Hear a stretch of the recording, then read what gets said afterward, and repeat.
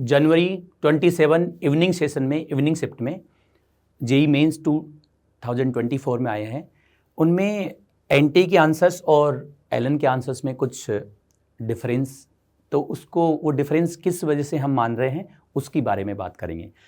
सबसे पहले पहला क्वेश्चन की बात कर रहे हैं। ये एक एक्सपेरिमेंटल फिजिक्स का सवाल है। वर्नियर कैलिपर्स के बारे में हम बात कर रहे हैं। वर्नियर कैलिपर्स में असर्शन है, वर्नियर कैलिपर्स के रीडिंग लेते समय यदि एरर पॉजिटिव होगी तो जो रीडिंग होगी that will be more than the actual reading, मतलब measured value will be more than the actual reading, ऐसी बात होगी। ये बात सही। अच्छा, क्योंकि जो एरर पॉजिटिव है तो हम क्या करते हैं, एरर जीरो एरर की बात हो रही है, जीरो एरर पॉजिटिव है तो जो वैल्यू होगी वो क्या होगी, that will be more than the actual reading, और नेगेटिव होगी तो बात बदल जाएगी। एरर, जीरो एरर पॉजिटिव और नेगेटिव दोनों हो सकती है।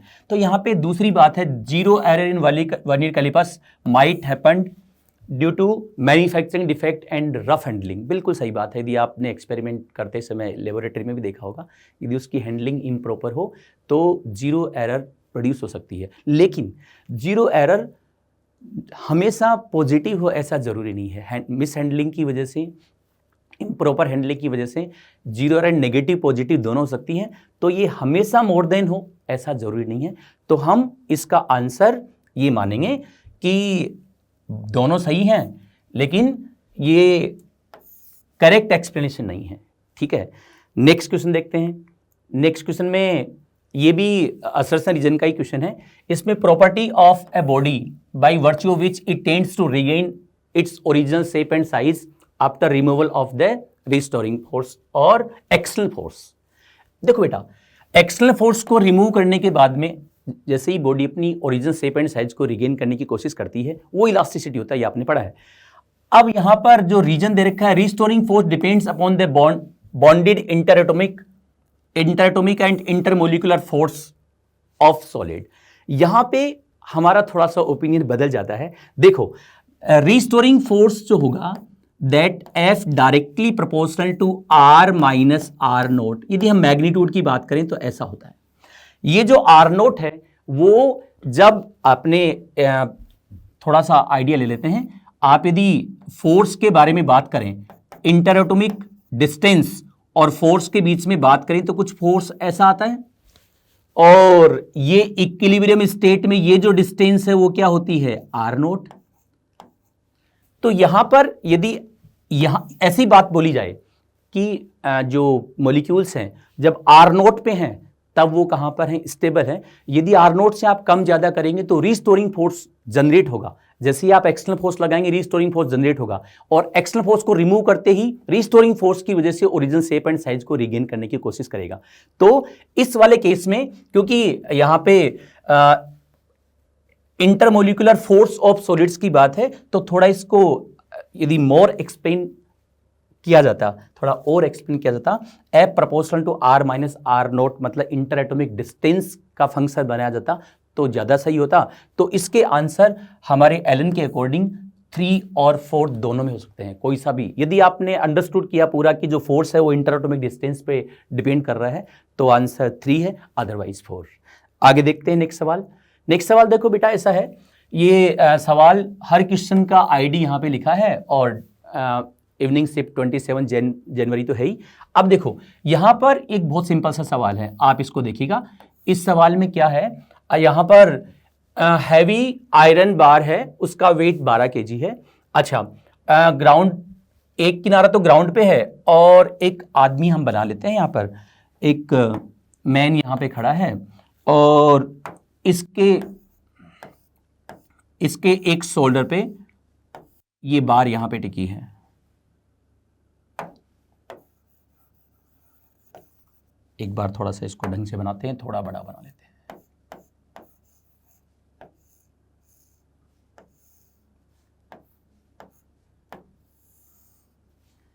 ऐसी मैंने बेटा एक रोड बना दी। ये इसकी लेंथ कुछ भी मान लेते हैं, हम एल मान लेते हैं, और ये एंगल आपको दे रखा है कितना, 60 डिग्री, ठीक है ना। अच्छा, विद द हॉरिजेंटल, अब ये पूछ रहा है कि ये जो पर्सन है वो कितना वेट एक्सपीरियंस करेगा। आप जानते हैं कि जो वेट एक्सपीरियंस्ड होता है वो तो नॉर्मल के बराबर होता है। तो मैं ऐसा करता हूं, मैं इस रोड पे देखो every action has equivalent opposite reaction, तो यहां पे इस रोड पे जो नॉर्मल फोर्स मैं मान लेता हूं रोड पे, उसकी रिएक्शन मैन पे इधर लगेगी बराबर, ऐसा मैंने माना। अब बेटा यहां पे जो ये हॉरिजॉन्टल सरफेस में इसको मैं N1 मान लेता हूं, और इसके मिड पॉइंट पे कितना लगेगा mg, 12 इंटू जी, 12 इंटू जी, ये मिड पॉइंट पे लगेगा। मिड पॉइंट का मतलब यदि इस पॉइंट को मैं x मानता हूं, इसको मैं y मानता हूं, ये कोई पॉइंट z है, ठीक है। अब देखो बेटा, आपने समझा है कि जब रोड इक्विलिब्रियम में है, इसका मतलब उस पर net force net torque zero है। तो कौन से पॉइंट के रेस्पेक्ट में नेट टॉर्क जीरो करना चाहिए? जिस पॉइंट से मैक्सिमम नंबर ऑफ वेरिएबल्स पास हो, ताकि आपकी कैलकुलेशंस कम हो जाए। तो ये एक्स पॉइंट के रेस्पेक्ट में टॉर्क अबाउट एक्स पॉइंट हम जीरो कर देते हैं, ठीक है बेटा। Torque about x point zero कर देते हैं। तो कौन कौन सा, यहाँ पे कोई भी मान लो, यदि कोई यहाँ पे जो भी कोई फ्रिक्शन होगा, तो इस यहां पे फ्रिक्शन मान लेते हैं कुछ,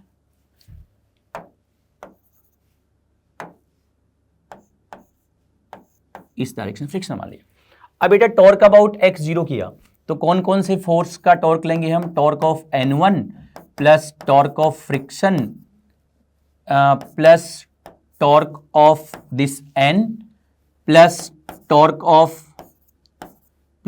ऑफ mg, इन सब का रिजल्टेंट जीरो आना चाहिए। यही समझा है आपने?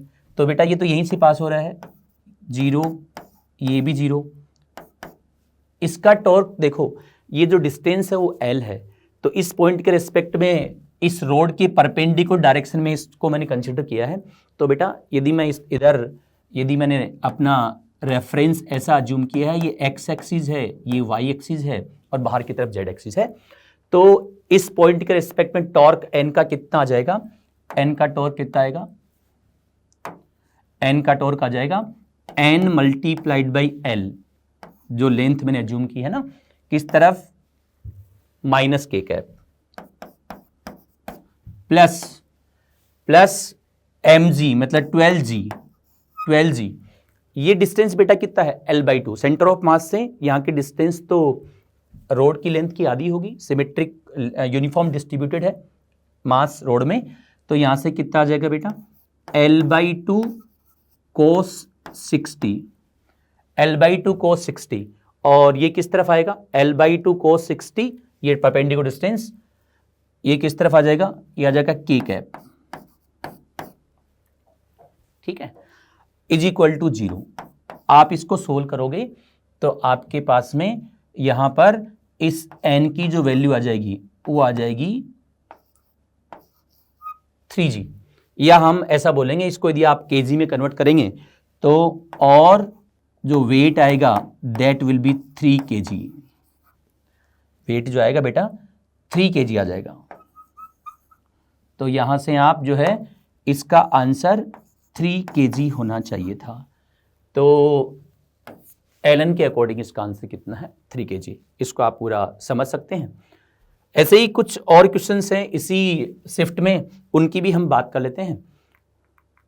अगला सवाल यह है कि a bullet is fired into fix target और loses 1/3 of its velocity after travelling 4 centimetre. Means you are firing a bullet into a particular target and its velocity is decreased. कितनी बची?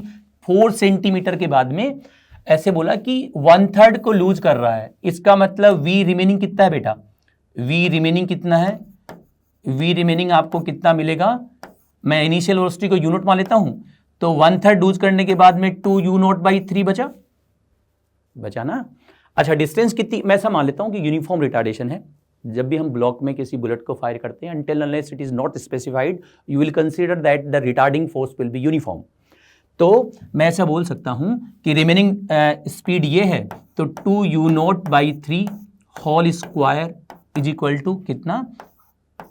u0 square. मैंने u0 को initial velocity माना है। Let u0 is initial velocity. Initial velocity of bullet.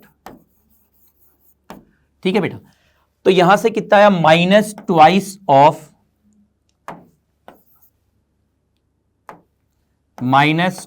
Of कितना, मैं uniform retardation को ये मान लेता हूं, मल्टीप्लाइड बाय कितना, 4 into 10⁻⁻², v square is equal to u square minus twice of as। ये आपके पास इक्वेशन नंबर 1 आ गई। ठीक है ना। अब देखो बेटा, ये वेलोसिटी हमारे पास बची थी। अब देखो इसको आप यदि सोल्व करोगे आगे, तो twice of a into 4 into 10⁻⁻² is equal to, इसको ट्रांसफर कर दो इधर, तो कितना आएगा, u square minus 4 u not square minus 4 u not square by 9, तो ये आपके पास आ जाएगा 5 u नॉट स्क्वायर बाई 9।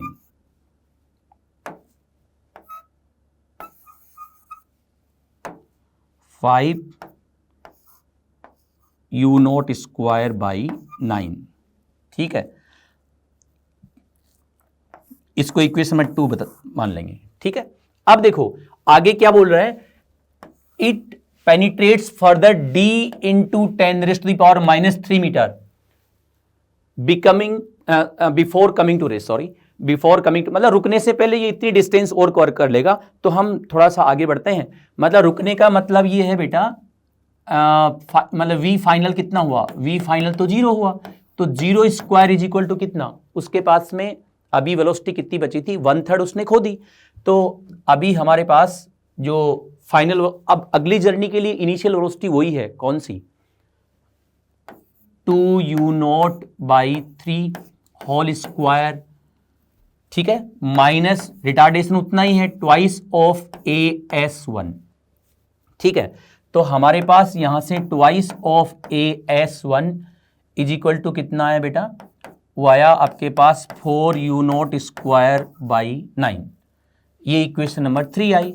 अब देखो इक्वेशन 3 के इक्वेशन 2 देखो, इसमें हमारे पास ये ट्वाइस ऑफ a इंटू, इन दोनों इक्वेशन की मदद से आपको क्या निकाल सकते हैं, डिस्टेंस निकाल सकते हैं। तो मैं इस वाली इक्वेशन को काम में ले लेता हूं, कितना था, twice of a into 4 into 10⁻⁻² is equal to कितना था, 5 u0 स्क्वायर बाई 9। ये हमारी इक्वेशन 2 थी। अब इन दोनों इक्वेशंस को आप यदि सोल्व करेंगे तो आप you will get the distance. कौन सी डिस्टेंस, ये जो इस डिस्टेंस को S1 को हमें किसकी टर्म्स में लिखना है, d इंटू 10⁻³ इस फॉर्म में लिखना है, you have to find the value of d। तो यदि आप इन दोनों इक्वेशंस को सोल्व कर रहे हो तो आपका जो s आ रहा है वो जो ऑप्शंस हैं उनमें से किसी के भी बराबर नहीं आ रहा है। तो हमारे अकॉर्डिंग ये जो क्वेश्चन है, ये एलन के अकॉर्डिंग ये क्वेश्चन बोनस होना चाहिए, मतलब यहां पे आंसर नहीं है। ठीक है, आगे बढ़ते हैं। अब देखो ये लास्ट क्वेश्चन देखते हैं। A ring and a solid sphere rolls on same inclined plane without slipping. देखो बेटा, विदाउट स्लिपिंग का मतलब प्योर रोलिंग का केस है, और प्योर रोलिंग में तो आप जानते हैं कि टोटल मैकेनिकल एनर्जी क्या रहती है, कंजर्व। क्यों, क्योंकि पॉइंट ऑफ कांटेक्ट, बॉडी का पॉइंट ऑफ कांटेक्ट सरफेस के रिस्पेक्ट में रेस्ट में रहता है, तो work done by the friction 0 होता है। तो यहाँ पे जो सवाल है, हम यदि इंक्लाइंड प्लेन से, यदि इंक्लाइंड प्लेन का कोई angle of inclination we can assume that it is theta. अब देखो बेटा, यहां से आपने एक रिंग को छोड़ा है और सेम पोजीशन पे आपने एक स्फीयर को छोड़ा है। तो यदि मैं इस हाइट को कुछ मान लेता हूं h, तो सॉरी, तो mgh जो होगा वो क्या होगा, हाफ ऑफ m। यदि मान लो यहां पे कोई भी बॉडी जब फाइनली यहां पे आ जाएगी रोल करते हुए, ये प्योर रोलिंग का केस है, तो यहां पर हाफ ऑफ mv स्क्वायर, मैं यदि ग्रेविटेशनल पोटेंशियल एनर्जी को बेटा जो इस लोअर मोस्ट पॉइंट पे 0 मान ले रहा हूं, यहां पे ग्रेविटेशनल पोटेंशियल एनर्जी 0 है। ठीक है, तो बेटा half of v centre of mass square into 1 plus k square by r square, ये सब आपने पढ़ा है। मतलब बेसिकली ये टोटल काइनेटिक एनर्जी है बेटा, ये टोटल काइनेटिक एनर्जी तो हुई। अब बॉडी कुछ भी हो, आपसे क्या पूछा गया है, the ratio, the radii of the both bodies are identical and the ratio of their kinetic energies. यदि रेडियस बराबर नहीं भी हो, हमारा कंसर्न केवल ये है, ये जो k square by r square होता है वो तो shape and size of the body पे डिपेंड करता है. k square by r square ring के लिए 1 होता है, k square by r square solid sphere के लिए 2/5 होता है. लेकिन यहां पे हमारा कंसर्न ये है कि जब बॉडी यहां से रोल करते हुए यहां पे आएगी तो इस ड्यूरिंग कोई भी एनर्जी लॉस नहीं होगा. तो काइनेटिक एनर्जीज यहां पर दोनों की सेम होंगी क्योंकि पोटेंशियल एनर्जी इनिशियली सेम है. इसका मतलब ये जो ऑप्शंस गिवन है उसके अकॉर्डिंग जो 7/x होगा रेशियो ऑफ काइनेटिक एनर्जी के बराबर होना चाहिए. तो kinetic energy of ring divided by kinetic energy of sphere होगा. तो बेटा ये तो 1 है, ये 1 है, इसका मतलब x इज इक्वल टू कितना आएगा, 7 आएगा. x इज इक्वल टू कितना आना चाहिए, 7. तो एलन के अकॉर्डिंग, मतलब हम जो हमने सोल्व किया है उस मेथड के अकॉर्डिंग, और इसकी जो x की वैल्यू क्या आएगी बेटा, 7. तो मैंने जो इस 27 जनवरी की इवनिंग शिफ्ट में जो भी क्वेश्चंस में हमें कुछ ऐसे लग रहा था कि कुछ करेक्शन होने चाहिए, वो मैंने आपके सामने डिस्कस किए हैं. On behalf of that and your on understanding you can go for the challenges. Thank you very much. Hello students, ये 29th मॉर्निंग का पेपर है जेईई मेंस का शिफ्ट 1, और इसमें 2 क्वेश्चंस हम प्रेजेंट करने वाले हैं जिसमें थोड़े इश्यूज थे. तो जैसे ये थर्मोडायनेमिक्स का क्वेश्चन है, एंड इस क्वेश्चन में क्वेश्चन पूछा था कि वर्क डन निकालना है ए से बी प्लस बी से सी. अब हमें पता है कि सी से ए जब जाएंगे तो वॉल्यूम नहीं बदलेगा. क्योंकि वॉल्यूम नहीं बदलेगा इसलिए यहाँ पर वर्क डन 0 आएगा. तो अगर मुझे वर्क डन निकालना है ए से बी और बी से सी, तो मैं सिंपली इस ट्रायंगल का एरिया निकाल सकता हूँ. थोड़ी सी कैलकुलेशन पहले से दिखाई हुई है मैंने. डाइन को अगर मैं पास्कल में कन्वर्ट करूँ तो 10⁻⁻5 आता है, और सेंटीमीटर स्क्वायर को मीटर स्क्वायर में कन्वर्ट करूँ तो 10⁻⁻4 मीटर स्क्वायर होगा. तो अगर मैं इनको मल्टीप्लाई करूँ, मतलब डाइन बाई सेंटीमीटर स्क्वायर करूँ, तो ये 10⁻⁻1 हो जाएगा. 10⁻⁻1 हो जाएगा, इसलिए 4000 की जगह 400 होगा SI यूनिट्स में, 8000 की जगह 800 होगा SI यूनिट्स में. तो अब वर्क डन कितना आएगा, इस ट्रायंगल का एरिया होगा. और ट्रायंगल का एरिया क्या होता है, half base into height. Base तो 4 है, 7 - 3, और हाइट कितना है, 800 - 400 विच इज़ 400. तो ये आएगा 800 जूल. तो हमारा 800 जूल आ रहा है. एनटीए ने इसका आंसर 3 यानी 600 जूल दिया है. तो आप चाहो तो इसे चैलेंज कर सकते हो. ये अब अगला क्वेश्चन था. क्वेश्चन आईडी यहाँ लिखी हुई है. इस क्वेश्चन में हमें निकालना था कि लाइट की वेवलेंथ कितनी होनी चाहिए कि पॉइंट P पर मिनिमा बने. नाउ सोर्स यहाँ पर है, 2 स्लिट्स हैं. मैंने पहले से डायग्राम बना के रखा हुआ है कि थोड़ा आराम से हम कर सकें. तो सोर्स से लाइट डायरेक्टली P पर जाएगी, सोर्स से लाइट यहाँ पर जाएगी स्लिट पर, और फिर P पे जाएगी. अगर मेरे को मैक्सिमा मिनिमा का कंडीशन लिखना है तो मुझे पाथ डिफरेंस चाहिए. हम देख सकते हैं कि S और S2 एंड S2 से P बराबर हैं, और S1 और S1P बराबर है. पाथ डिफरेंस क्या होगा, SS2 plus S2P which is 2S2P. SS1 plus S1P which is 2S1P. तो पाथ डिफरेंस क्या आएगा, twice into S2P minus S1P. भाई ट्वाइस S2P माइनस S1P. पर S2P माइनस S1P कितना होता है, d tan थीटा. ट्वाइस है ही. tan थीटा होता है परपेंडिकुलर बाय बेस. थीटा यहाँ मिडिल से लेते हैं हमेशा. तो ये डिस्टेंस जो है वो d है, तो ये डिस्टेंस कितना होगा, d/2, और ये है कैपिटल D. तो भाई tan थीटा कितना आएगा? tan theta will be perpendicular which is d/2 by base which is capital D। तो पाथ डिफरेंस 2 और 2 तो कैंसिल हो जाएंगे, पाथ डिफरेंस आएगा d² बाई कैपिटल D। पर क्वेश्चन में क्या पूछा है कि हमें डार्क फ्रिंज चाहिए। डार्क फ्रिंज के लिए पाथ डिफरेंस कितना होगा? λ/2। तो अगर हम इसको पुट करते हैं तो d की वैल्यू क्या आएगी? रूट में लैम्डा कैपिटल D/2। क्वेश्चन में लैम्डा की वैल्यू दी हुई थी 400 नैनोमीटर और कैपिटल D भी दिया हुआ है 0.2 मीटर। अगर हम इसको पुट करते हैं तो 0.2 मिलीमीटर आ रहा है हमारा, और एनटीए ने इसका आंसर 20 दिया है। तो आप चाहो तो इसे भी चैलेंज कर सकते हो। Thank you.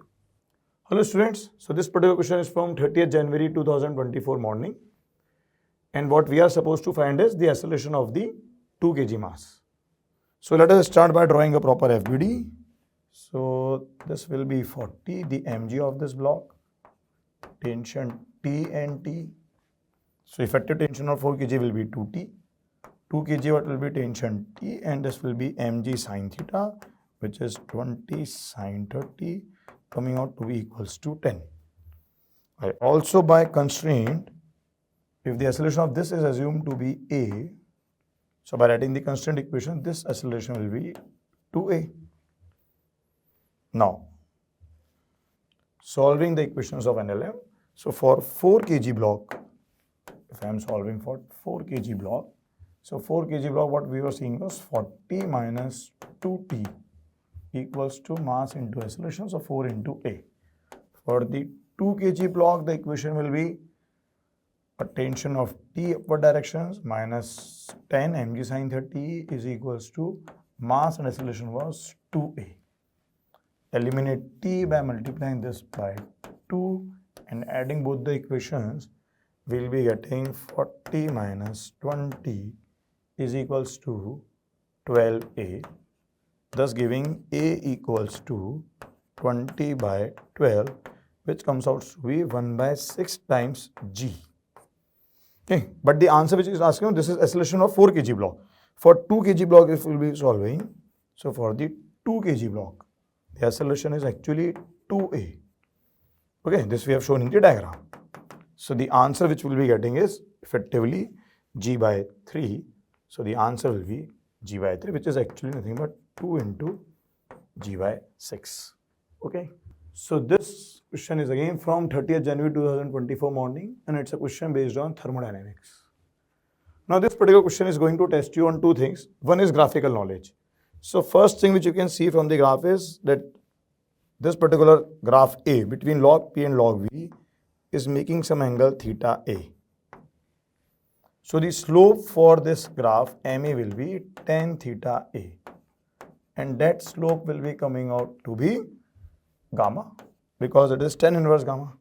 Also this will be more than 1 as it is above the line 45 degree, and slope for this graph is theta B such that MB equals to tan 45 degrees, which is equals to 1. So this will give us two equations that for process A. Process A equation will be log P is equals to gamma times log V, which can be converted to P into V की power minus gamma equals to a constant. Now be careful, this is not adiabatic, that is PV raised to gamma. Okay, and for the second one, we'll be having the equation as log P is equals to log V. So what the equation which we'll be getting over here is this time will be P into V की power minus 1 is equals to a constant. So this is one thing. This what you are getting is the equation of the process. Now, the answer which we need is that we need to compare the specific heats. The molar specific heats we need to compare. Okay. So coming to that part, we need a knowledge of polytropic process. For a polytropic process, the standard way of writing C is CV. CV is for, that is molar specific heat at constant volume, plus R upon 1 minus N, where the equation is PV raised to n equals to constant. Now writing the various values, okay, one value is Cp. So Cp is basically Cv plus R. It's the molar specific heat at constant pressure, standard value. Then finding Ca. So Ca, what we'll be getting is Ca will be coming out to be Cv plus R upon. There we can see that this n will be actually equal to minus gamma. So 1 minus gamma. So this comes out to be Cv plus R by 1 plus gamma. Already we have seen that gamma is more than 1. Now since gamma is more than 1, so 1 plus gamma will be more than 2. And next will be Cb. Cb is coming out to be Cv plus R upon 1 minus of minus 1, which comes out to be Cv plus R by 2. So if I arrange them in a particular way, that is in a decreasing order, so highest will be Cp, which is Cv plus R. Next will be Cb, which is Cv plus R by 2. Next we will be having Ca, which is Cv plus R upon 1 plus gamma, and 1 plus gamma is more than 2. So this Ca will be less than Cv, but still it will be more than Cv. So this is the correct answer which we should be getting. Now checking the options, this does not matches with any of the options, but we have proved over here that this will be the correct answer. So this particular question is from 30th January 2024 morning. Closed organ pipe, the fundamental note, so it's a question from sound waves, and in particular it's a question from basically resonance column, in which some water is filled, and over this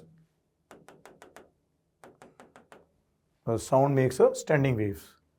Okay, now to solve this particular question, F naught is equals to 30 Hertz, which comes out to be V by 4 L1. Okay, so by putting the value of V as 330, L1 will comes out to be 11 by 4 meter. This is for the first part. Now it is saying that some water is poured in it. So when some water was poured in it, so we will be having the new F naught dash. So new F naught dash is coming out to be 110, which is again going to be equals to some V by 4 L2. V will be writing as 330 upon 4 L2. So from here L2 will be coming out equals to, that is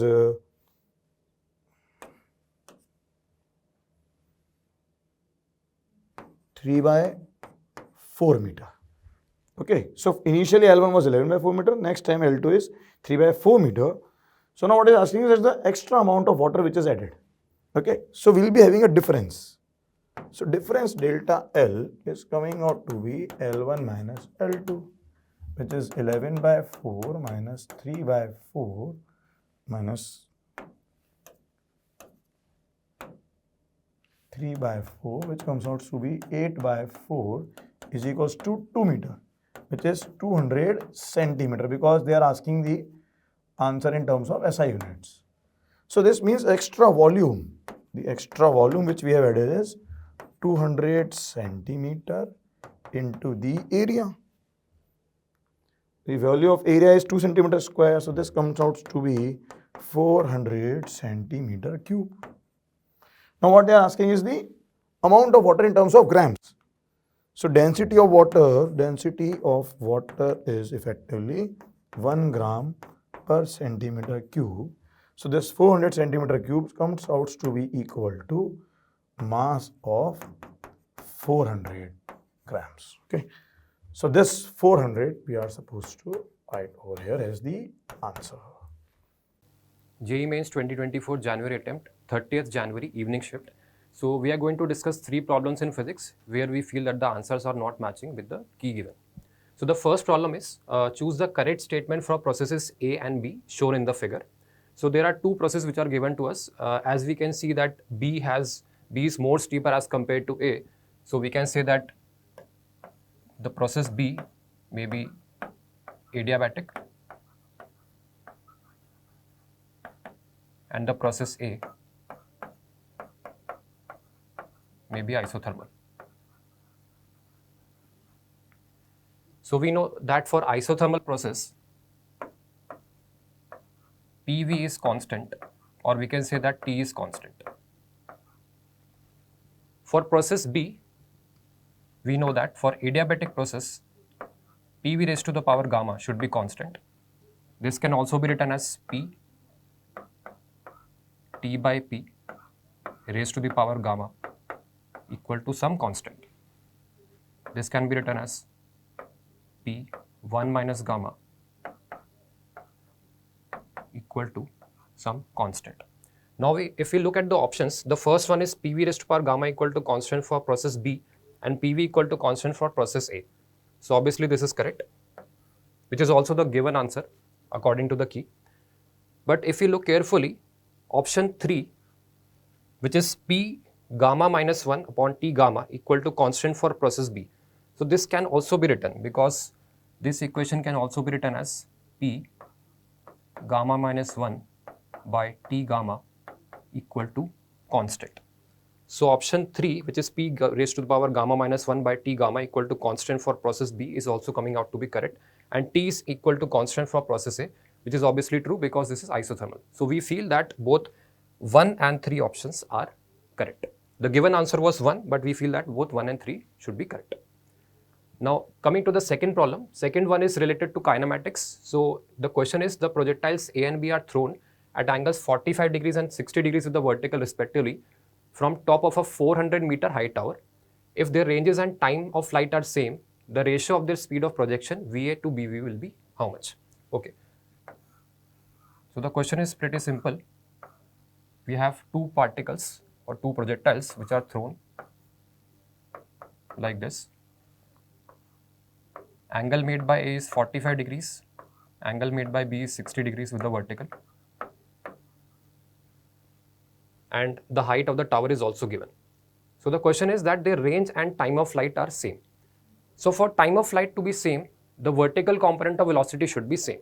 So if we consider that, we can say that the vertical component of velocity for A will be VA by root 2. And if their time is same, we can say this should be equal to the vertical component of velocity for B, which is VB by 2. But now if we consider that their range is also same, for range to be same, we can say that the range, this range can be written as the horizontal component of velocity multiplied by the time of flight. Now time of flight is same according to the question for both particles A and B. So obviously if their range is same and their time is same, the horizontal component of velocity should also be same. Now according to this, we can say if the horizontal component of velocity is same, so this will be VA sine 45 and this should be equal to VB sine 60. So we are getting two different conditions. If we consider the time to be same, we are getting this, and if we consider time and range both to be same, this is what we are getting. So obviously both of these conditions cannot be true simultaneously. So we feel that this question should be bonus because both of these conditions will not be meeting simultaneously. Answer given was 4, but we feel that this should be bonus. Now coming to the third problem. Third problem is related to sound waves. Here the question is, a point source is emitting sound wave of intensity this much at the origin, and the difference in intensity at 2 points located at distance 2 meter and 4 meter from the origin respectively will be. So okay, the question is related to sound waves and we have a point source. And we have to find the intensity or the difference in intensity. Okay, so we know that intensity is given by power divided by area. Area will be 4 pi r square because this is a point source. So the power is distributed in a form of sphere. So intensity is P by 4 pi r square. Now the question is giving the information that intensity is this much at the origin. Okay. So if I consider that there is a source which is at some distance from the origin, because intensity at the origin is given to us. So if I consider that there is a source which is at some distance from the origin, this distance is unknown. The distance between source and the origin is unknown.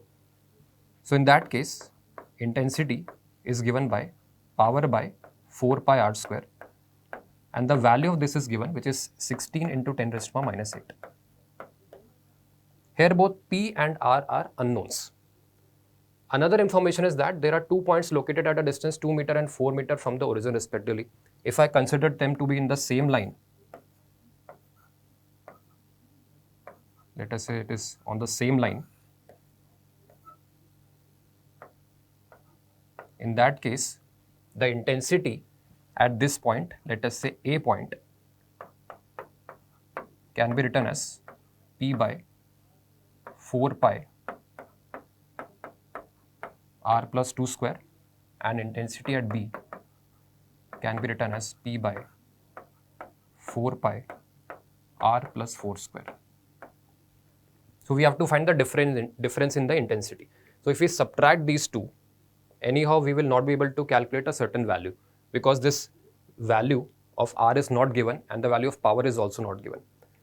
The other question would have been that if the source was at origin, and in that case power of the source was given to us, then we could have easily calculated the intensity at point A and B, because in that case if the source was at origin and the power was given to us, then we can say that the intensity is given by P by 4 pi 2 square and the intensity at B is given by P by 4 pi 4 square. So in that case we would have calculated the difference in intensity, but here the position of source is unknown, so the answer according to NTA was given to be 3, but we feel that this should be bonus because the distance here is not given. Hello बच्चों, 31st evening के physics के paper में कुछ answers में mismatch है हमारे answer में, Elon के आंसर में और एनटीए के आंसर में, तो वो मैं आपको बता देता हूँ। जैसे क्वेश्चन था, अगर आप ध्यान से देखो ये वाला question, speed of sound in oxygen at STP will be approximately this. तो आपको पता है स्पीड ऑफ साउंड का फॉर्मूला ये होता है, दिख रहा है आपको ये फॉर्मूला, सिंपल सा फॉर्मूला है, इसमें वैल्यूज़ पुट करना है और आपको इसमें आंसर निकालना। जब आप आंसर निकालते हो ना तो ये आंसर आता है और इसको अप्रॉक्सीमेट करोगे तो 315 मीटर पर सेकेंड आंसर आएगा। तो इसमें से अगर मैं देखूं और आपको बताऊं तो क्लोजेस्ट आंसर ये वाला है जो मैच कर रहा है, राइट। तो हमें क्लोजेस्ट आंसर ये दे देना है, और एनटीए का देखोगे तो एनटीए के हिसाब से ये वाला आंसर आया था। तो क्लोजेस्ट आंसर हमें लगता है कि ये होना चाहिए, तो आप नोट कर लो इस बात को, ठीक है। ओके, 31st इवनिंग के फिजिक्स पेपर में अगर आप देखोगे तो क्वेश्चन है, block of mass is placed on a rough inclined surface as shown in the figure. अगर आप यहाँ पे देखो लिखा हुआ है कि F1 is the force required to just move the block up the incline plane and F2 is the force required to just prevent the block from sliding down, then the value of F1 minus F2 का mod is equal to कितना, मतलब mod F1 minus mod F2 की value कितनी है।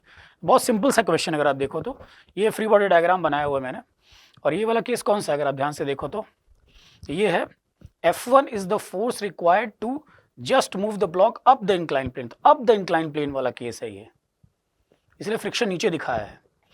और F2 वाला case अगर आप देखोगे कि F2 is the force required to just prevent the block from sliding down, तो स्लाइडिंग डाउन वाला केस ये है, इसलिए इसमें फ्रिक्शन ऊपर दिखाया है, और इसमें देखो तो फ्रिक्शन नीचे दिखाया है। और बाकी FBD सब जब इक्वेशंस लिखोगे और F की वैल्यू F मैक्स जब आप पुट करोगे, ये दिख रहा है आपको, तो यहाँ पे F1 की वैल्यू ये आ जाएगी और यहाँ पे F2 की वैल्यू आ जाएगी। F1 माइनस F2 जब आप करोगे ना तो उसका आंसर आ जाएगा 5√3 न्यूटन, ओके। और NTA 5√3 न्यूटन, और NTA का जो आंसर है अगर आप देखोगे यहाँ पे तो 50√3 न्यूटन है। तो इसमें से कोई आंसर मैच नहीं कर रहा है ना, तो हमारा आंसर ये है, और आई गेस आप लोग का भी आंसर ये होगा 5√3 न्यूटन, और NTA का आंसर है 50√3 न्यूटन, ठीक है। ओके, तो एक और क्वेश्चन देखते हैं हम 31st इवनिंग में फिजिक्स के पेपर में। अगर आप देखो बड़ा ही फेमिलियर सा दिख रहा है आपको figure, 2 blocks of masses this and this are connected by a metal wire going over smooth pulley, और सब दिख ही रहा है। और इसमें आपको strain, longitudinal strain developed in the wire का एक्सप्रेशन दे रखा है, अल्फा की वैल्यू निकालनी है। बड़ा सिंपल सा एक्सप्रेशन है, यहाँ FBD बना दिया है मैंने आपके लिए, और यहाँ इक्वेशंस लिख दिए हैं। अगर आप ध्यान से देखो तो ये वाला T minus M1 G M1 है, और यहाँ पे अगर आप देखो तो M2G माइनस T M2 है। सॉल्व करने के बाद T का एक्सप्रेशन ही आ जाता है, और फिर हमने वो यंग्स मॉडुलस वाला एक्सप्रेशन यूज़ कर लिया, राइट। और इससे हमने स्ट्रेन निकाल लिया है, longitudinal strain which is stress that is F/A upon y, stress is F/A upon y, और स्ट्रेस के लिए हमने F/A लिखा और F की जगह हम T सब्सटीट्यूट कर देंगे यहाँ पे, राइट। और लिखने के बाद ये 1/12 पाई आता है, और तो अल्फ़ा की वैल्यू 12 है यहाँ पे, और एनटीए ने अल्फ़ा की वैल्यू 24 दिया हुआ है। ठीक है, तो आप देख रहे हैं, नोट कर लेना। हमारा एल का आंसर है alpha is 12। Okay, done. Hello students, तो जेई मेंस 1 फरवरी का मॉर्निंग शिफ्ट का ये क्वेश्चन है और इस क्वेश्चन के अंदर कुछ एम्बिग्विटी आई है, तो चलिए इसके बारे में डिस्कशन कर लेते हैं। और पहले मैं इसका सॉल्यूशन कर दे रहा हूँ ताकि हमें ये समझ में आ जाए कि कहाँ पे एम्बिग्विटी है। इसमें लिखा हुआ the pressure and the volume of an ideal gas are related as this PV raise to the power 3/2। हम सबको पता है एक पॉलीट्रोपिक प्रोसेस अगर हम लेते हैं तो ये वैल्यू x के बराबर की हो जाएगी, तो x की वैल्यू 3/2 हो गई है। The work done when the gas is taken from state A to state B. अब इस क्वेश्चन के अंदर दिक्कत यहाँ पे ये आ रही है कि जस्ट ये लिख दिया है कि द वर्क डन, अभी ये नहीं कंफर्म किया गया कि work done by the gas या work done by the external agent. तो पहले वैल्यू निकाल लेते हैं। फॉर एग्जांपल अगर हम इसको work done by the gas लेके कैलकुलेट करते हैं तो क्या आंसर बनता है। तो work done by the gas हम लोगों को पता है किसी भी पॉलीट्रोपिक प्रोसेस के लिए अपना कितना हो जाएगा, वो हो जाता है अपना P2V2 minus P1V1 upon 1 minus x। This is our work done by the gas for any polytropic process. अब इसके अंदर मेरे पास x की वैल्यू ऑलरेडी है, मैं इस x की वैल्यू को अगर उठा के रखता हूं तो ये बनेगा P2V2 minus P1V1 upon 1 minus x रखा हमने 3/2। So this value becomes minus half, minus half में 2 ऊपर चला जाएगा तो answer will be minus 2 times of P2V2 minus P1V1। अब इसके अकॉर्डिंग अगर हम देखें तो मेरे पास, क्योंकि अगर मैं इस माइनस को अंदर भेज देता हूं तो P1V1 माइनस P2V2 आ जाएगा। तो जिस हिसाब से अगर मैं ऑब्जर्व करूं तो ये एक ऑप्शन है जो मैच करने लग रहा है। ठीक है, अब क्योंकि हमें ये मेंशन नहीं करके दिया गया कि वर्क डन किसके द्वारा, अगर कोई मुझे बोल they work done by the external agent तो उस केस में ये आंसर इसका जस्ट अपोजिट हो जाएगा। क्योंकि हम लोगों को पता है कि पिस्टन की अगर मैं बात करता हूं, जिस भी पिस्टन को मूव करवाया गया होगा इस वॉल्यूम के चेंज को लाने के लिए, उस पिस्टन का हम मासलेस मान के चलते हैं, net change in kinetic energy उसके अंदर जीरो आएगा। तो work done by external agent and work done by the gas they will be equal in magnitude but with opposite sign. और फॉर एग्जाम्पल अगर आप इसका अपोजिट साइन जैसे ही करोगे तो आपको दिख रहा है बेटा ऑप्शन 2 भी आ जा रहा है। तो क्योंकि यहां पे ये मेंशन नहीं किया गया किसके द्वारा वर्क डन है, तो हमारे अकॉर्डिंग इसके दोनों आंसर सही होने चाहिए। Okay, thank you. तो यहां पे ये 1 फरवरी मॉर्निंग शिफ्ट का एक क्वेश्चन है, जीनर डायोड का क्वेश्चन है, बहुत ही सिंपल सा क्वेश्चन है। इसके अंदर दिया गया है कि in the given circuit if the power rating of the Zener diode is 10 milliwatt. तो पावर क्या रहती है, आपको एक सिंपल सी बात पता है, किसी भी डायोड या ऑप्टिकल इंस्ट्रूमेंट की अगर मैं बात करूं तो पावर आप उसके सिंपल सा उसके across voltage difference into current से कैलकुलेट कर सकते हैं। अब हमें पता है कि जो ये जीनर डायोड है अगर ये वर्क कर रही है तो इसका मतलब इसके अक्रॉस 5 वोल्ट का पोटेंशियल डिफरेंस रहेगा। और इसके अक्रॉस जो पावर रेटिंग का मतलब ये रहता है कि भाई जो उसके अक्रॉस मैक्सिमम पावर अलाउड रहती है। ठीक है, तो यहां से अगर आप देखेंगे तो आपको एक चीज दिखाई देगी कि V into I becomes P मेरे पास हो गया 10 मिलीवॉट, और अगर मैं इस जगह पे इसके अक्रॉस की वोल्टेज देखूं दैट बिकेम आवर 5, तो मैं यहाँ पे 5 वोल्ट लिखता हूं तो मेरे पास जो I आ जाएगा, I की वैल्यू दिखेगी 10/5 और ये मिली एम्पियर में बन जाएगा क्योंकि ऊपर मिली वॉट था।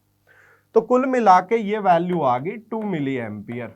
अब जो ये 2 मिली एम्पियर है, this is the maximum allowed current through the Zener diode, मतलब जीनर डायोड के थ्रू इससे ज्यादा करंट नहीं जाना चाहिए, यही इसकी पावर रेटिंग का मीनिंग रहता है। ठीक है, अब मैंने ये कह दिया कि इसके थ्रू तो मुझे आई मैक्स पता चल गया। ठीक है, आई मैक्स इसके थ्रू कितना हो गया, आई मैक्स हो गया इसके थ्रू 2 मिली एम्पियर। और क्योंकि ये जीनर डायोड को फंक्शनिंग मोड में ही लेना है, क्वेश्चन में ऑलरेडी दिया गया है कि the value of the series resistance RS, इसके बारे में बात करके to regulate the input unregulated supply. मतलब कि वो चाह रहा है कि ये जीनर डायोड उसे रेगुलेट करके रखे। अब रेगुलेट तो तभी होगा जब जीनर डायोड वर्किंग में रहेगी। वर्किंग में रहेगी तो इसका मतलब ये हुआ कि भाई मैक्सिमम 2 मिली एम्पियर करंट जाना चाहिए और मिनिमम 0 या 0 से हल्का सा ज्यादा तो रहना ही चाहिए, तब ये वर्किंग में माना जाएगा। ठीक है, तो हल्का सा 0 से ज्यादा रहना ही चाहिए। Means this diode should be in working mode. अब अगर ये वर्किंग मोड में है तो उसके कारण इसके अक्रॉस का पोटेंशियल डिफरेंस फिक्स हो गया।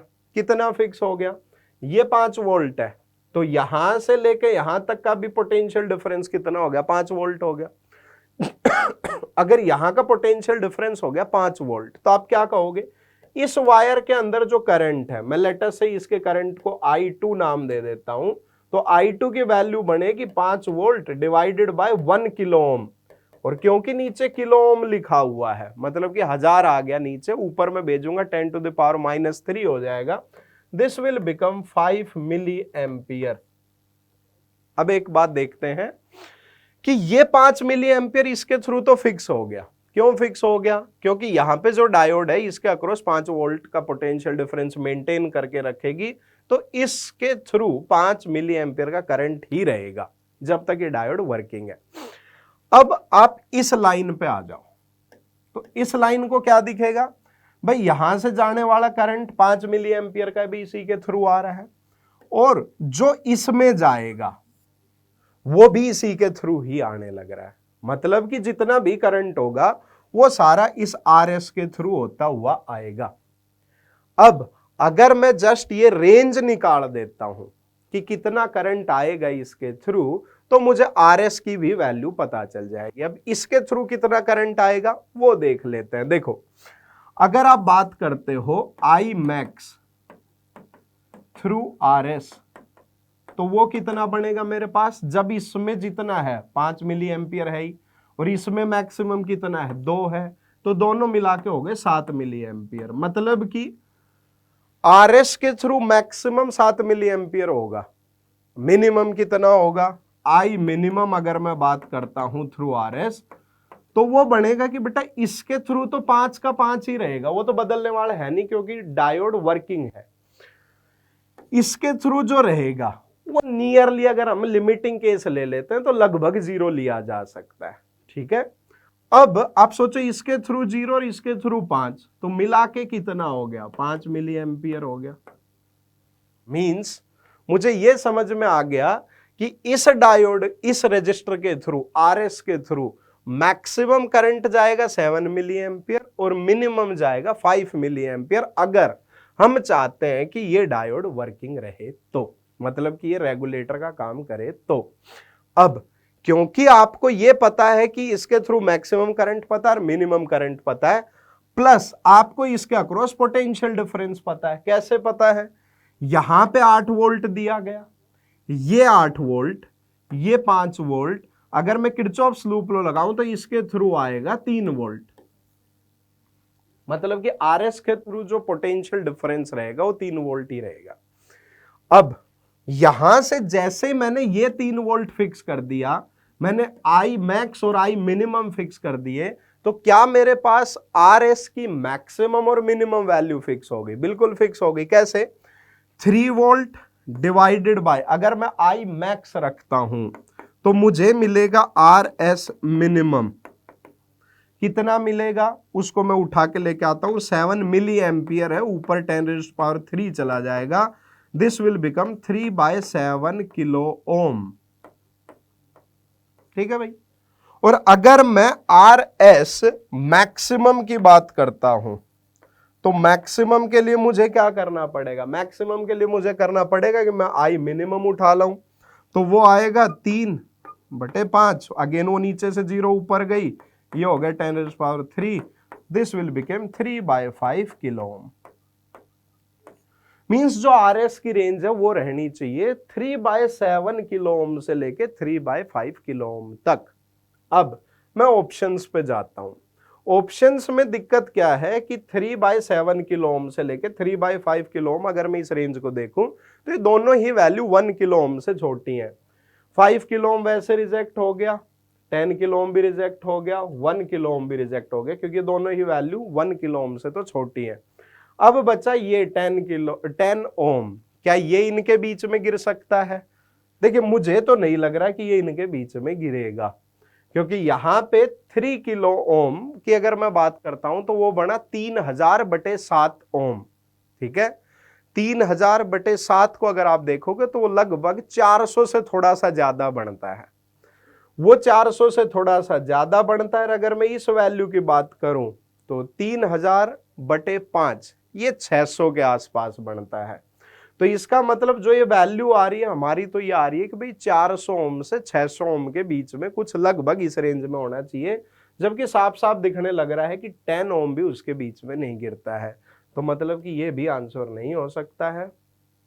मींस हमारे अकॉर्डिंग ये क्वेश्चन बोनस होना चाहिए। Okay, thank you. Hello students, आपका जेईई मेंस का पहला अटेम्प्ट अपना कंप्लीट हो चुका है और एनटीए ने अपनी आंसर की निकाल दी है और एलन ने भी अपनी आंसर की निकाल दी है। कुछ क्वेश्चंस ऐसे हैं जो एलन की आंसर की और एनटीए की आंसर की से मैच नहीं कर रहे हैं। ठीक है, वो क्यों मैच नहीं कर रहे हैं या क्या है, अपन एक बार उसको डिस्कस करने की कोशिश करते हैं। दोनों में क्या डिफरेंसेस हैं, हो सकता है कई जगह कैलकुलेशन मिस्टेक हो। ठीक है, उसको अपन यहाँ पर डिस्कस करने की कोशिश करते हैं। मैं आपको 1 फरवरी का सेकंड शिफ्ट मतलब इवनिंग शिफ्ट के फिजिक्स के क्वेश्चंस के बारे में डिस्कस करना चाहता हूँ।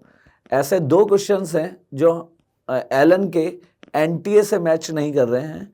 वो हैं एक तो आपको दिख ही रहा है एमीटर का क्वेश्चन था, अपन पहले इसी से चालू करते हैं, और एक अपना रोटेशन या रोलिंग मोशन के ऊपर क्वेश्चन था जो 2 मैच नहीं कर रहे हैं। अपन पहले इससे चालू करते हैं। तो इन्होंने बोला in an ammeter 5% of the main current 5% of the main current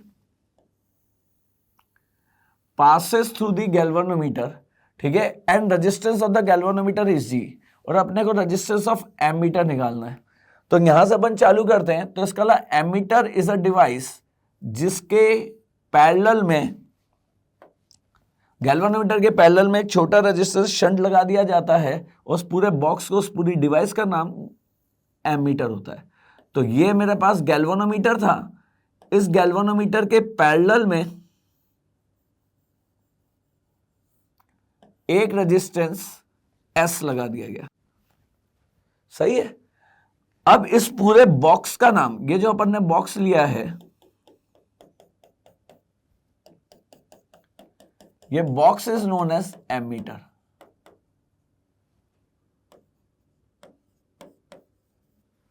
सही है। अब यदि अपन यहां से देखें, उसने बोला, क्वेश्चन ने बोला कि यहां पर यदि करंट आई है तो इसका 5% of the current will flow through galvanometer. तो इसके अंदर जाने वाला जो करंट होगा वो इसका 5% होना चाहिए। तो इट विल बी 5I/100। इसका remaining amount of current will flow through shunt and that will B I minus of 5I/100, it will be 95I/100। और जैसा कि हम जानते हैं कि गैल्वेनोमीटर और शंट एक दूसरे से पैरेलल में, गैल्वेनोमीटर और शंट एक दूसरे से पैरेलल में है, तो हमारे इनके अक्रॉस जो भी पोटेंशियल डिफरेंस होगा वो सेम होना चाहिए। तो इसका V equals to IR is the potential difference. तो इसके अंदर जाने वाली करंट होगी ये 5I/100 और इसका रेजिस्टेंस हो गया है G।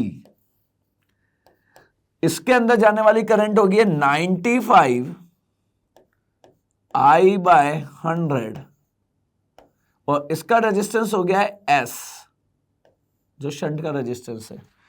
I/100 से I/100 जो है वो कैंसिल आउट हो जाएगा। ठीक है क्या? तो इसका यहां से S की वैल्यू जो आई, शंट की जो वैल्यू आई, वो आई है G/19। तो resistance of shunt will be 1/19 times of the resistance of galvanometer. अब these two are in parallel और इस बॉक्स का नाम एमीटर होता है। तो इसका 1/R equivalent is 1/R1 plus 1/R2। तो इसका मतलब यहां से यदि अपन देखें तो 1/R इक्वलेंट मुझे नहीं मालूम, यही निकालना है मुझे, 1/G R1 गैल्वेनोमीटर का रेजिस्टेंस जो G दिया हुआ है और शंट का रेजिस्टेंस G/19 अपने को निकला है, तो 1/G/19 लिखेंगे तो ये 19/G आ जाना चाहिए। 19/G आ जाना चाहिए, तो G LCM आ गया, तो इसका 1/R इक्विवेलेंट की वैल्यू यदि यहाँ से अपन ने देखी तो 1/R equivalent will be 20/G। 20/G का मतलब हो गया R इक्विवेलेंट जो होना चाहिए या एमीटर का जो रेजिस्टेंस होना चाहिए, it should be G/20, it should be G/20। सही है। अब G/20 अपन ने अल्टरनेट्स में देखे तो अपने पास G/200 है, G/199 है, G/199 G है और 200 G है, लेकिन अपना आंसर G/20 आ रहा है। ठीक है, एनटीए ने आंसर इसका 1 दिया, मतलब उन्होंने G/200 दिया हुआ है, तो there might be a possibility that there will be a calculation error, और या फिर उन्होंने 0.5 से कैलकुलेट कर लिया होगा, तो इस वजह से G/200 आना चाहिए, वरना अपना जो आंसर है वो G/20 आ रहा है। तो इस वजह से हमने इस क्वेश्चन को बोनस मार्क किया हमारी आंसर की में, मतलब हमारा इसमें से कोई भी आंसर मैच नहीं कर रहा है। ठीक है, तो शायद कोई कैलकुलेशन मिस्टेक हुई होगी एक डेसिमल वगैरह की, जिसकी वजह से G/200 उन्होंने आंसर दिया है, लेकिन अपना आंसर G/20 आ रहा है। क्लियर है यहाँ तक? ये हमारा नेक्स्ट क्वेश्चन है। A disk of radius r and mass m is rolling horizontally without slipping with a speed v. It then moves up an inclined smooth surface as shown in figure. तो इसका like ये वाली surface smooth होनी चाहिए और यहाँ rolling है, तो इसका लाइक रोलिंग है, तो इसका लाइक इसके पास यहाँ पर v भी है और ओमेगा भी है। क्लियर है? Maximum height of the disc can go up the incline, मतलब इसमें मुझे मैक्सिमम हाइट निकालनी है। अब यहां पर एक बात ध्यान रखने वाली है कि यहां पर लिखा हुआ है inclined smooth surface, inclined smooth surface रखा हुआ है, तो इसका लाइक यहां पर सिर्फ अपन फ्री बॉडी डायग्राम में दो ही फोर्सेस दिखा सकते हैं, and both of these forces will pass through centre of mass, इस डिस्क के सेंटर ऑफ मास से पास हो रहे हैं। इसका मतलब torque of these forces about centre of mass is 0। तो इसका मतलब अगर टॉर्क 0 है तो इसका मतलब देयर विल बी मतलब alpha of the disc should be 0, क्योंकि कोई फोर्स ही नहीं है। अगर ये फ्रिक्शन वाला होता तो फ्रिक्शन एक टेंजेंशियल फोर्स लग जाता जो सेंटर ऑफ मास के अबाउट टॉर्क दे सकता था, लेकिन यहां पर स्मूथ सरफेस है, तो इसका मतलब अल्फा की वैल्यू 0 होनी चाहिए। अब अल्फा की वैल्यू यदि 0 होनी चाहिए तो ओमेगा में कोई चेंज नहीं आएगा। इसका मतलब हाईएस्ट पॉइंट पे जब वो पहुंचेगा, अगर वो हाईएस्ट पॉइंट पे पहुंच रहा है तो हाईएस्ट पॉइंट पर उसकी वेलोसिटी तो 0 होगी, but there will be no change in omega, omega में कोई चेंज नहीं आएगा, no change in omega. Velocity 0 हो जाएगी, mg sin थीटा उसकी वेलोसिटी को कम कर सकता है, लेकिन ऐसा कोई टॉर्क नहीं है जो उसकी एंगुलर वेलोसिटी को बदल सकता है। अब यदि हम यहां से देखें तो बाय वर्क एनर्जी थ्योरम,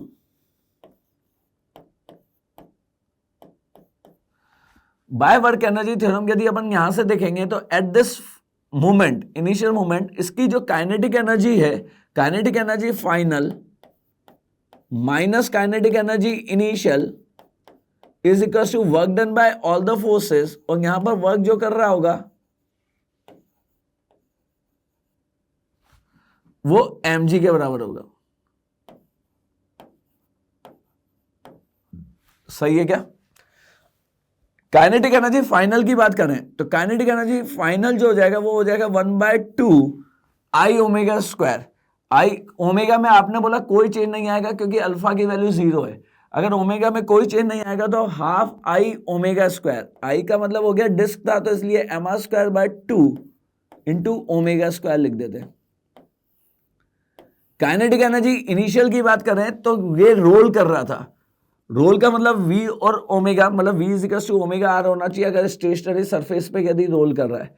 तो इसका मतलब एट दिस मोमेंट उसके पास काइनेटिक एनर्जी जो होनी चाहिए वो दोनों का सबमिशन हो जानी चाहिए, तो हाफ I ओमेगा स्क्वायर, जिसको mr²/2 भी लिख सकते हैं, और 1/2 mv स्क्वायर हो जानी चाहिए, is equal to work done by gravity, तो माइनस ऑफ mgh हो जाना चाहिए। अगर यहां से अपन ने देखा हाफ आई ओमेगा स्क्वायर और हाफ आई ओमेगा स्क्वायर, क्योंकि फाइनली उसके पास उसकी काइनेटिक एनर्जी जीरो नहीं होगी, उसकी kinetic energy half I omega square होगी, बिकॉज कोई टॉर्क नहीं है, और टॉर्क ना होने की वजह से ओमेगा में कोई चेंज नहीं आएगा।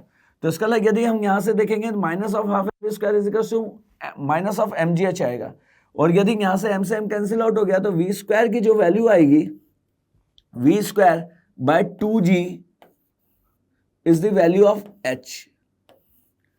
ठीक है क्या? V square by 2g is the value of h। अब हमने जो आंसर दिया है, यदि यहां से अपन देखें तो हमारा जो आंसर है वो है 3। एलन ने आंसर इसका 3 दिया, वी स्क्वायर अपॉन 2g। अब एनटी ने answer 3v square upon 4g, NT answer is 2।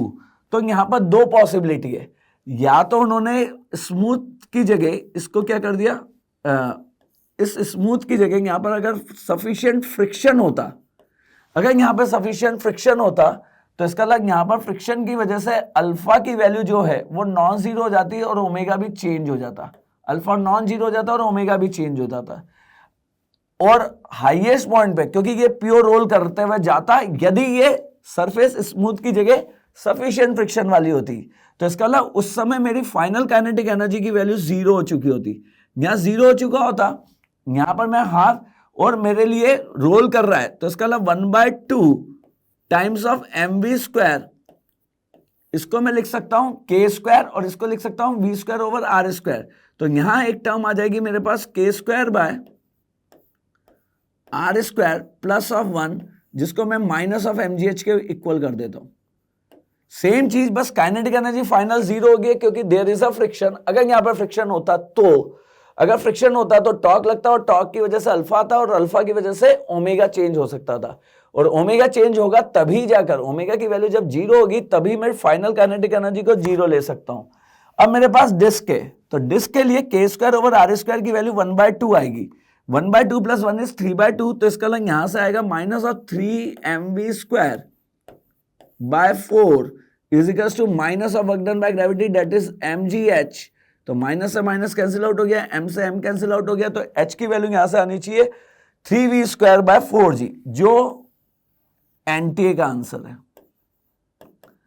तो शायद एनटीए से इस जगह स्मूथ की जगह यदि यहां फ्रिक्शन होता तो मेरा एनटीए वाला आंसर मैच कर जाता, लेकिन यहां पर स्मूथ दिया हुआ है, तो हमारे तरफ से या एलन की तरफ से आंसर जो होना चाहिए वो वी स्क्वायर ओवर 2g होना चाहिए।